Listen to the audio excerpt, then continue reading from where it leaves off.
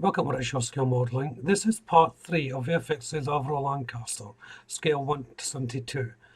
In part 1 I introduced the build, part 2 I started to build with the cockpit. So in part 3 I'm going to be carrying on that process, building up the cockpit, and hopefully if we've got time in this video I'll get everything closed up. But we'll see. So in that vein, let's find out how well I'm getting on.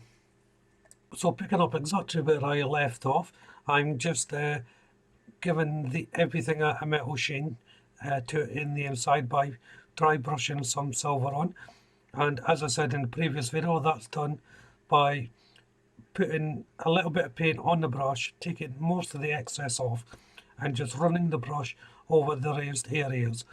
I'm just using the cockpit green here just to tidy up any areas where I may have pressed too deep with the brush. So now it's time to assemble the little table here on seat that I painted in the previous video. It's quite an interesting little design, this. The seat itself is on a polar column, and that gets cemented onto the actual bench itself and up onto the upright where I put the decal on.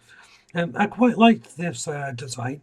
It made everything quite nice and simple, and of course the end of the pole acts as one of the legs for the table as well, but makes it quite easy to put it inside once I'm at that stage. I almost missed this. I have to drill a couple of pilot holes inside the fuselage here, and these are for some of the little aerials that go at the front of the fuselage. I did miss one out, and I'll have to drill that from the outside inwards, but it shouldn't cause a problem whatsoever. There are little marks on there for you to line them up so that you can't get them in the wrong position. It's time to put in the windows. Now I'm running out of crystal clear, so I'm using normal cement here. And all that means is when I put the cement on, I have to give it a minute or two to let the vapours evaporate and then place on the windows. Now the reason for that is that will make sure that the lens doesn't fog up. The glue will become tacky as well, so think of a time bond glue. That's one thing about the model cement. You can leave it a little bit before placing it on, but it's essential you do this or you will fog up the window if you're using normal cement. Next is to put the support beams in. Now there's two little holes for this to thread through. It's very, very tight. In fact, I was pushing it too hard and I just managed to loosen will break the tip in this area, which is a problem because this forms part of the bay for the landing gear. But it was a clean break, so it will be easy enough to fit. I just held it in the wrong position. If you're doing it, hold it right at the tip of the unit before threading it through, and just do a little bit at a time on each section and ease it in. Otherwise you will break it. The plastic is a bit thin and flimsy, so this part just came off now that I broke. As I said, it wasn't too much of a hassle, it was just more of a pain really. And once it's in, then I can cement the decking plate into place. Now, to be honest with you, you don't really need cement here. The fit is very, very good. It sits along its line how it's meant to, and everything just sits in beautifully. You could theoretically wait until it's all buttoned up and before cementing the bottom part to the bulkhead. It's entirely up to the builder, I suppose. This is how you're meant to do it, but as I said, the fit was really good. You may not have to do it. However, I am cementing the control panel to the side of the fuselage. I don't want that moving around. They have a habit at jumping out of alignment, so it's better to get that secure. And now that everything's in place, I can just pop this piece on that I broke off. So it's just a little bit of cement and making sure it goes on straight. There's another seat to be painted here, and that's predominantly black that I'm painting on. If you're not sure of the colours, have a look at part 2, and that will show you all the colour that I use for the seats. And that seat just gets placed in below where I put the decal in earlier on in part 2. I'm just finishing off the desk here. There's just a little part that I forgot to put on.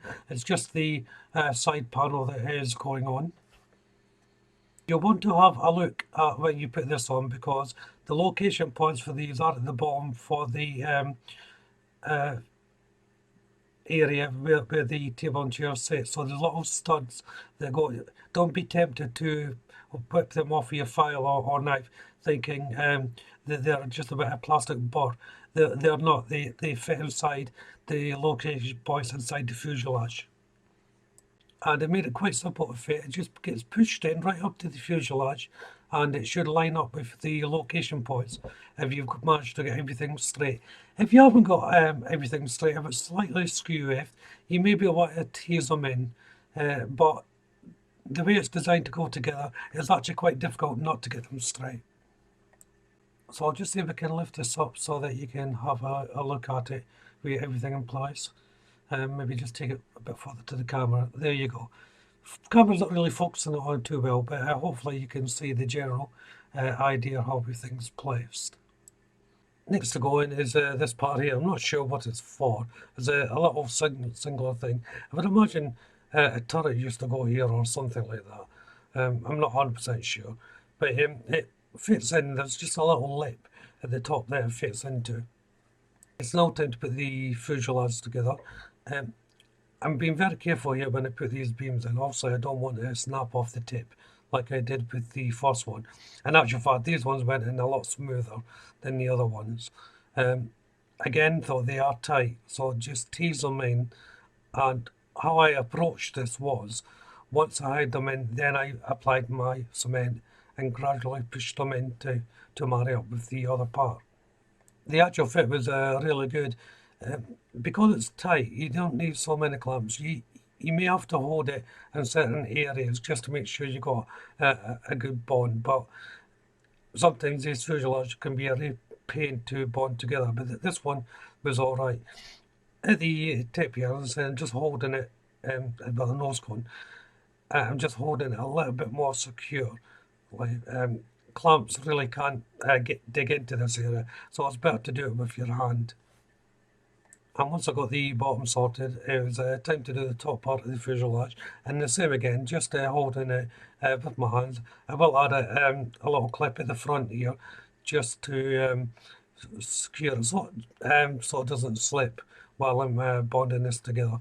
But as I said, there wasn't any major real problems with it. So now I'm just going to go back to the sprue, and I'm painting airframe, and I'm using Umbro 78 cockpit green once more for this. So as you can see there, I'm fitting the airframe parts now. These make up the undercarriage with the landing gear bays. Each one goes in its own little location points. It's essential that you get them straight because they will not line up on the wing when you fit it. Try put the part in first before you put the cement in. That way you're not going to end up in a mess, because they can be quite tight. Also, I recommend that you place the nearest ones to the fuselage first before these two smaller cross beams go in. I should point out at this stage also that I placed the elastic band around the fuselage just to keep it together. It may have not been necessary as such, but just a peace of mind really. So that's the first one in, but unfortunately one of the supports snapped when I was cutting it off the sprue, so I had to make a new one for that, because the part that snapped off, the carpet monster managed to munch on it. So I just used a bit of plastic card and traced out the line from the actual part that I did have, and then braced it up to the part. And this has been end part 3. So if you haven't done so already, why don't you check out the channel for my other builds? If you subscribe to the channel, hit the notification bell, that way you'll be kept up to date with all my builds. Don't forget to hit that like button, and of course you can leave a comment as well as share the video. But for now, thank you all very much for watching. Bye bye.